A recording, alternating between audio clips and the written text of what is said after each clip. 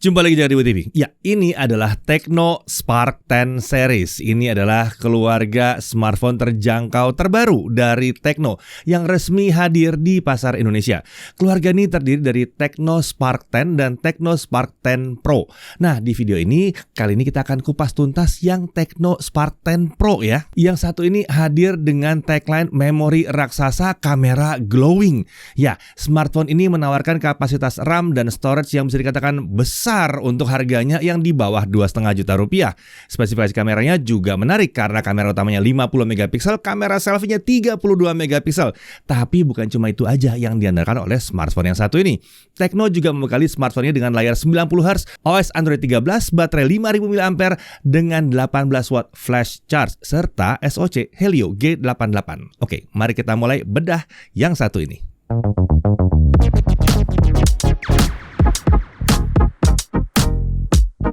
Ya, Tecno ini adalah brand di bawah Transsion Holding dengan semboyan Stop at Nothing. Wah, luar biasa ya. Yang satu ini sudah beberapa tahun belakangan ini membawa smartphone mereka secara resmi ke Indonesia ya. Menjelang akhir tahun lalu mereka menggebrak dengan smartphone menarik seperti Pova 4 Series, lalu ada Pova Neo 2 dan ada Camon 19 Pro Series. Belum tahu smartphone itu? Waduh, itu semua udah di-review loh.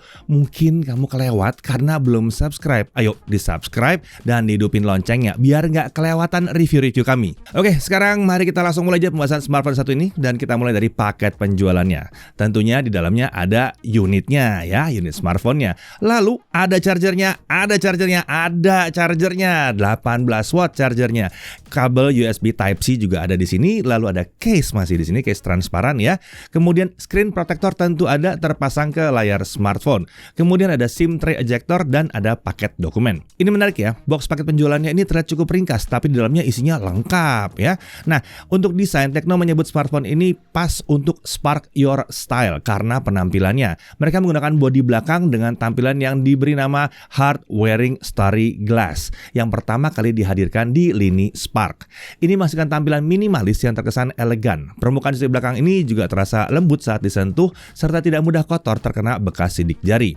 Ada dua opsi warna untuk smartphone ini, yaitu Starry Black dan Pearl White yang putih ya. Untuk desain keseluruhan, Tecno menggunakan Squared Body 2.0.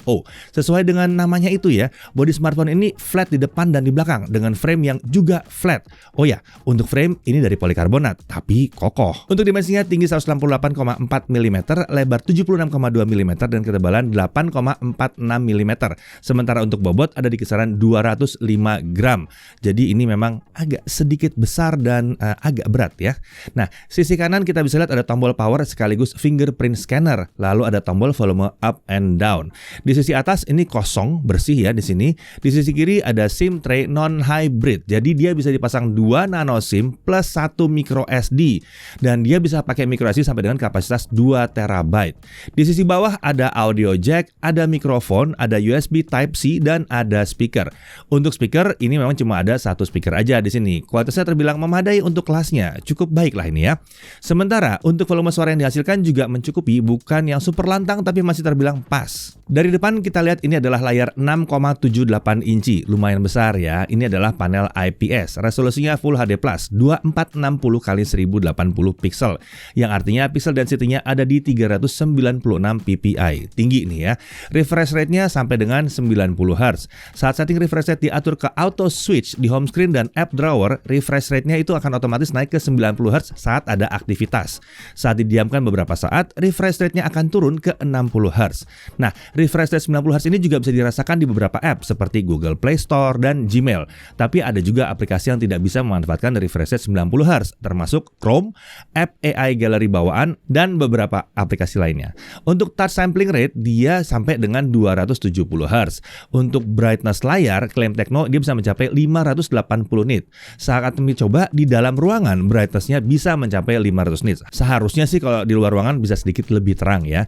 Untuk color gamut dia mencapai 95,9% DCI-P3 dengan color volume di 100,5% DCI-P3. Sementara untuk sRGB-nya itu ada di 99,4% dengan volume di 141,9% sRGB. Jadi ini sesuai dengan klaimnya Tecno. Sayangnya di sini memang nggak ada settingan, jadi kita nggak bisa pilih. Tapi ya udah langsung mantep sih warnanya ya. Ini udah terbilang terbilang baik dan memuaskan untuk harganya. Nah, untuk bezel di sekeliling layar, ya untuk smartphone di kelas terjangkau, bezel pastinya nggak bisa dibilang tipis-tipis amat. Tapi untuk sisi kiri, atas, dan kanan, bezelnya terbilang nggak terlalu tebal sebetulnya. Hanya bezel bawah layar aja yang relatif agak tebal. Nah, di sini ada earpiece di bezel atas layar. Lalu di sini juga ada kamera selfie, adanya di punch hole. Kekinian sekali ya, ada punch hole di area tengah layar. Nah, ini adalah kamera 32 megapiksel, bukannya f2.45, field of view-nya 80,6 derajat, dan ini adalah kamera fixed focus. Ini kamera yang bisa menghasilkan foto 8 megapiksel dengan pixel binning. Ada juga opsi untuk mengambil foto 32 megapiksel yang bisa diaktifkan secara manual. Tapi saran kami sih ambil yang 8 megapiksel aja, karena harusnya lebih irit dan rapih juga hasilnya. Lalu ada dual soft flash light, ditempatkan di area kanan bezel atas. Ya, ini emang ciri khas smartphone yang datang dari Transsion Holdings ya. Nah, untuk perekaman video itu sampai dengan 2K alias QHD di 30 fps. Jadi ada opsi di atas Full HD. Ini juga khas Tecno dan saudara-saudaranya. Untuk slow motion 720p 120 fps. Ya, fitur slow motion juga ada di kamera selfie nih. Beralih ke sisi belakang, kamera utama untuk Spark Your Beauty dengan flagship triple ring design ini namanya ya. Nah, ini adalah kamera 50 megapiksel, bukannya f1.6, field of view 80,9 derajat, dan ini adalah kamera autofocus tentunya. Kamera ini menghasilkan foto sekitar 12,5 megapiksel dengan pixel binning. Ada juga opsi untuk ngambil foto 50 megapiksel kalau dibutuhkan. Tetap aja saran kami ambil di 12,5 megapiksel, lebih irit storage. Kemudian di sebelah kanannya ada dual flash. Nah, kamera yang satu ini perekaman videonya sama dengan kamera selfie, yaitu sampai dengan 2K 30 fps. Sayangnya emang belum ada perekaman untuk video 60 fps, tapi masih dimaklumi ya untuk kelas harganya. Lalu untuk slow motion 720p 240 fps bisa dicapai di sini. Fitur-fitur ada lengkap, bisa dilihat nih, baca nih daftarnya nih ya. Lumayan banyak nih fitur-fiturnya. Oh ya, ada lagi satu kamera bonus di smartphone ini. Di bagian bawah itu adalah kamera untuk membantu bokeh. Nah, kita lanjut ke spesifikasi. Untuk SoC-nya dia menggunakan MediaTek Helio G88 dengan fabrikasi 12 nanometer. Terbilang masih pas lah untuk harga smartphone yang satu ini. Untuk RAM dan storage, nah ini yang menarik ya. Ada dua opsi. RAM-nya itu pasti 8 GB di kedua opsi ini ya. Dua-duanya langsung 8 GB. Yang satu storage 128 GB, yang satu lagi 256 GB. RAM-nya ini menggunakan LPDDR4X. Sementara untuk storage-nya, mengingat SoC-nya adalah G88, udah pasti dia pakai eMMC. Lalu ada juga fitur Memory Fusion. Opsinya bisa sampai dengan 8 GB ya. Nah, untuk baterai 5000 mAh. Ini mendukung charging 18 watt. Untuk sensor ada accelerometer, ada light sensor, orientation sensor, proximity sensor, dan virtual gyro di sini. Untuk konektivitas tentunya 2G, 3G, 4G bisa. Ya belum bisa 5G karena SoC kan G88. Tapi kan masa pakainya 4G masih cukup panjang. Untuk Wi-Fi dia menggunakan Wi-Fi 5. Sayangnya untuk Wi-Fi di band 5 GHz hanya bisa dipakai saat smartphone ada di kondisi airplane mode. Ini cukup umum ya untuk sebuah smartphone terjangkau dari brand milik Transsion Holding ini. Untuk Bluetooth dia udah versi 5 dan ada NFC. Ya, ada NFC di smartphone terjangkau ini. Jadi bisa dipakai buat ngisi-ngisi e-tol atau e-money ya. Bisa, nggak ada masalah. Untuk USB-nya tentunya udah support OTG dan dia punya FM radio. Nah, kita memang harus pasang headset ya kalau mau pakai fitur yang satu ini. Tapi lumayan, ada hiburan gratis yang tidak perlu menghabiskan kuota. Iya, ada FM radio di sini. Untuk fitur keamanan dia punya fingerprint scanner dan face unlock juga bisa. OS-nya menggunakan HiOS versi 12.6.0. Karena namanya kami semula mengira bahwa ini Android 12, tapi ternyata ini udah langsung Android 13. Iya. Ya, ini patut diapresiasi ya untuk Tecno ya. Di smartphone terjangkau pun sudah langsung pakai Android 13 di sini. Nah, terkait update OS, kami belum mendapatkan informasi resminya berapa lama atau berapa banyak OS yang akan bisa diupdate di sini. Semoga kedepannya ada informasi lebih dari Tecno. Nah, di smartphone ini juga ada Smart Panel. Ini adalah shortcut ke beberapa fungsi dan aplikasi yang bisa diakses dari mana saja dengan swipe dari tepi layar. Aplikasi bawaan terbilang relatif minim ya. Kebanyakan adalah app dari HiOS dan CalCam Care, penyedia servis resmi perangkat Tecno. Nah, untuk notifikasi dari beberapa app bawaan pastinya ada, tapi kalau dirasa tidak dibutuhkan, ini kan gampang dinonaktifkan ya. Ya, cuma notifikasi doang, gampang lah. Untuk notifikasi dari Palm Store, banyak berisi iklan rekomendasi, dan kalau dibuka, ada kecenderungan app menawarkan untuk download banyak aplikasi. Jadi hati-hati, jangan asal next atau oke aja ya. Oke, kita sekarang masuk ke pengujian performa. Untuk Antutu 8 dia dapat 202 ribuan. Untuk Antutu 9 skornya adalah 245 ribuan. Untuk Geekbench 5 single core di 361, multi core di 1369. Untuk CPU throttling test tanpa kipas, CPU-nya akan throttle ke 69% selama pengujian 30 menit. Sementara dengan kipas dia bisa dipertahankan di 85% untuk pengujian selama 30 menit. Untuk 3D Mark Slingshot Extreme OpenGL IS 3.1 grafik skornya ada di 1258. Sementara untuk 3D Mark Wildlife Stress Test tanpa kipas base skornya di 758 dan lowest skornya di 756. Jadi kestabilannya ada di 99,7%. Ini kestabilan yang terbilang baik ya. Jadi kalau GPU-nya digenjot nggak ada masalah. Untuk GFX Bench T-Rex Offscreen dia dapat 44 FPS. Oke, sekarang kita masuk ke game yang benerannya ya. Kita mulai dari PUBG Mobile. Setting frame rate tertinggi yang bisa diakses cuma di Ultra aja, alias 40 FPS. Saat kami coba di balance Ultra ya hasilnya rata di 40 frame per second. Hanya sekali aja turun, tapi itu juga hanya ke kisaran 36 FPS saja. Sayang sekali setting ekstrim atau 60 FPS belum tersedia di sini. Untuk gyro gimana? Ya karena ini virtual gyro terbilang agak kurang pas ya, kurang asik aja untuk aiming, jadi mendingan nggak usah pakai gyro. Kita lanjut ke Mobile Legends. Setting frame rate yang terbuka hanya sampai 60 FPS. Saat kami coba dengan setting High, HD, Shadow On, frame rate yang kami dapat terbilang rata di 60 frame per second. Ini terasa mulus, lancar ya, nggak ada masalah. Kita coba 3 match berturut-turut, hasilnya juga kurang lebih sama. Frame rate-nya tetap bertahan di kisaran 60 FPS. Sekalipun battle-nya mau rame, nggak ada masalah, tetap 60 FPS. Lanjut ke Subway Surfer. Sayangnya di sini cuma jalan di 60 FPS aja, belum bisa memanfaatkan layar 90Hz yang ada di smartphone ini. Untuk Genshin Impact, nah kita coba game ini di setting lowest 60 FPS. Frame rate yang kami dapatkan sejak awal udah cukup sulit untuk menembus 30 frame per second. Dia ada lebih banyak di kisaran 22 sampai 29 FPS. Hanya sesekali aja bisa naik di atas 30 FPS. Sementara saat battle, frame rate-nya akan lebih banyak di 20 sampai 24 FPS. Frame drop sekali masih ada dan dia bisa turun sampai di bawah 20 frame per second. Kita coba pakai fan grip, sayangnya frame rate yang kami dapatkan masih di kisaran yang sama juga. Jadi kalau untuk Genshin Impact kami masih belum bisa merekomendasikan main di smartphone yang satu ini. Nah, kita lanjut ke pengujian kamera, tapi seperti biasa bersama Chris ya. Oke, di tangan saya kali ini sudah ada Tecno Spark 10 Pro nih teman-teman. Jadi langsung aja kita lihat kemampuan kamera seperti apa. Yang lagi teman-teman lihat ini adalah video selfie-nya direkam di 1080p 30 fps. Menariknya dia juga bisa video 2K 30 fps ya. Lumayan lah untuk nambah ekstra detail. Cuman kali ini kita tes di 1080p 30 dulu. Dan suara yang lagi teman-teman dengar sekarang adalah dari mikrofon smartphone-nya. Saya nggak pakai mikrofon eksternal. Jadi kalau misalnya untuk keperluan video sehari-hari atau mungkin vlogging, kualitas suaranya akan jadi seperti ini. Kalau menurut saya sih mikrofonnya ini belum yang paling bagus di 2 jutaan ya. Jadi kalau misalnya pengen meningkatkan kualitas suaranya, saran saya pakai mikrofon eksternal aja. Untuk kualitas gambarnya sendiri, kamera selfie-nya ini saya suka ya. Gambarnya cukup detail dan ketajamannya masih pas. Jadi saya bisa bilang, ini sudah bagus untuk kelasnya. Dynamic range-nya biasa aja, highlight-nya masih overexpose, tapi yang penting, wajah masih bisa terlihat jelas. Nah, yang bikin saya kaget, ada fitur HDR untuk video di sini. Buset, ini fitur langka loh untuk di kelas harganya. Kalau kita aktifkan fitur ini, bagian highlight yang tadinya overexpose, jadi bisa lebih diseimbangkan. Kalian bisa lihat, warna gedung di belakang saya ini jadi lebih jelas ya. Meskipun memang fitur ini ada resikonya. Frame rate video akan turun jadi kisaran 24 fps dan frame rate-nya variabel. Jadi akan terasa sedikit patah-patah aja videonya. Tapi punya fitur seperti ini aja sudah saya apresiasi ya, jarang loh ada yang bisa. Kalau dari stabilisasi video, memang belum tersedia di sini ya. Jadi bantu pakai tripod kecil atau toksis lah paling nggak, supaya videonya tuh nggak goyang-goyang banget. Untuk kamera utama, sama ya, stabilisasi video belum tersedia.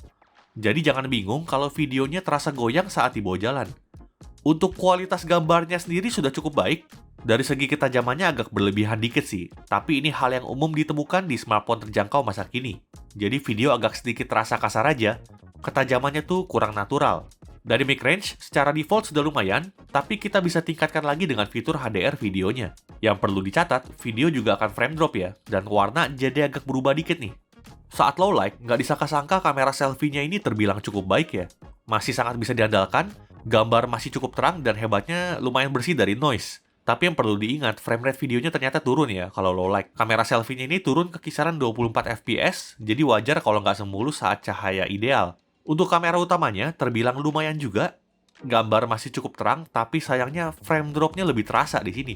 Saat saya cek frame rate-nya, ternyata ada di kisaran 20-an fps. Makanya videonya jadi kurang mulus. Untuk foto-foto, saya cukup happy sama foto yang dihasilkan. Detail dan ketajamannya pas, nggak over seperti saat video. Dynamic range juga bagus, skin tone juga oke, portraitnya rapi, tapi untuk portrait belum ada processing HDR-nya ya. Jadi wajar kalau agak beda hasilnya ketimbang mode autonya. Low light pun juga bukan masalah, selama masih ada cahaya di sekitar, foto tetap bisa terang, detail juga masih dapat. Kita bisa juga pakai fitur super night-nya jika dirasa kurang terang. Tapi catatannya, tetap butuh ada cahaya ya. Untuk extreme low light sih agak sulit memang, dan itu wajar sekali. Ingat, harganya berapa? Untuk fitur ekstra saya cobain beberapa, ada slow motion dengan kemampuan merekam 720p 120 fps. Kemudian ada fitur film, di mana kita bisa bikin video ala-ala vlogger gitu. Kita cukup rekam videonya satu persatu, nanti hasil akhirnya langsung ada transisi sama musiknya gitu. Ya, buat gaya-gayaan boleh lah.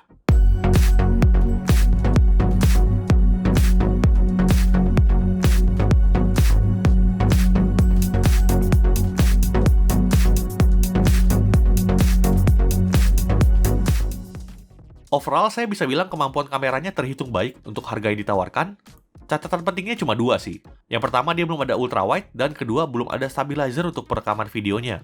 Tapi ini jadi hal yang wajar untuk persaingan smartphone 2 jutaan masa kini. Jadi, untuk smartphone dengan harga di bawah 2,5 juta seperti ini, Technospark 10 Pro ini termasuk yang layak jadi pilihan kalau kalian mencari smartphone dengan kemampuan kamera yang oke. Oke, sekarang kita masuk ke pengujian baterainya. Dengan local video playback 1080p videonya, baterai habis di kisaran 16 jam 21 menit. Agak sedikit kurang untuk baterai 5000 mAh. Harapan kami bisa nyampe 18 jam sebetulnya.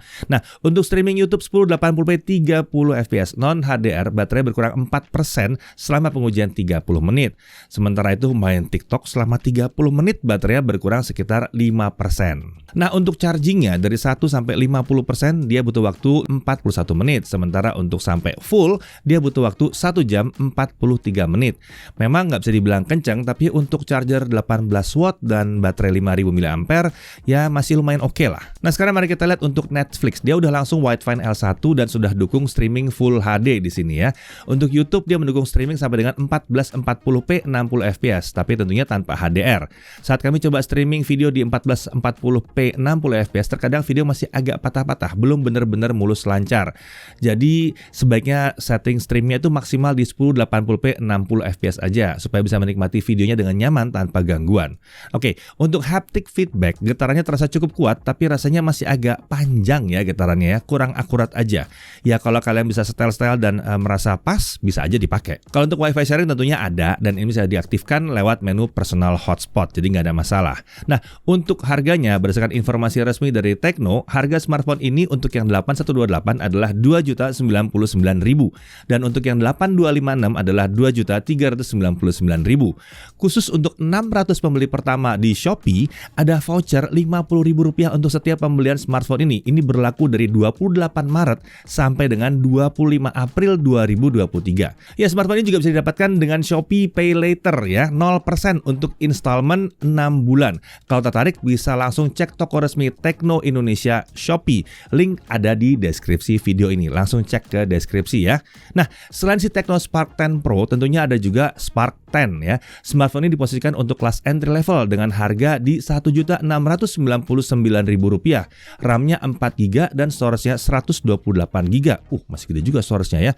Desainnya mirip sekali dengan Spark 10 Pro. Layarnya sedikit lebih kecil di 6,56 inci. Resolusinya HD+, tapi refresh rate-nya tetap di 90Hz. Kamera utamanya juga 50 megapiksel dengan dual flash dan AI kamera. Ada juga kamera selfie-nya di 8 megapiksel. Baterai sama 5000 mAh dengan charger di 18 watt juga. Menariknya, dia juga punya NFC.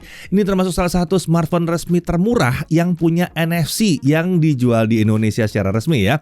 Nah, kalau tertarik dengan Tecno Spark 10 series atau smartphone dari Tecno yang lain, bisa langsung follow Instagram resmi mereka ya untuk mendapatkan info-info terbaru. Langsung aja cek link di deskripsi video ini. Oke, hal yang perlu diperhatikan. Pertama, dia hanya menawarkan single kamera untuk kamera utamanya dengan bonus bokeh kamera.